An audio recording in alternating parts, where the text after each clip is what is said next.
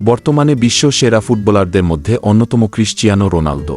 মাঠের পারফরম্যান্স দিয়ে মন জয় করেছেন কোটি কোটি ফুটবল ভক্তের। তাই সামাজিক যোগাযোগ মাধ্যমে রোনালদোর ফলোয়ারও সবচেয়ে বেশি। বিভিন্ন সামাজিক মাধ্যমে 917 মিলিয়ন অনুসারী আছে তার।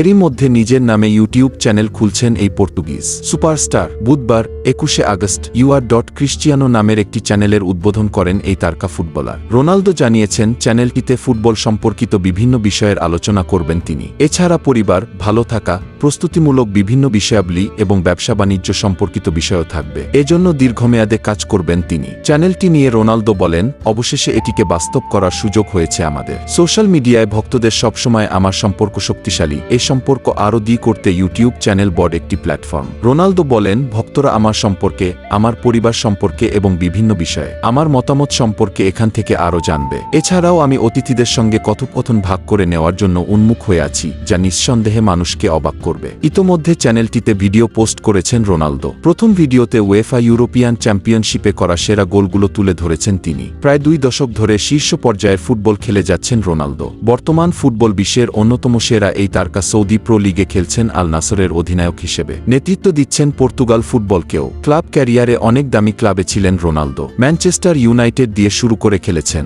রিয়াল মাদ্রিদ ও জুভেন্টাসের মতো ক্লাবে জিতেছেন 33টি ট্রফি, সঙ্গে 5টি করে উয়েফা চ্যাম্পিয়নশিপের শিরোপা ও ব্যালন ডিওর।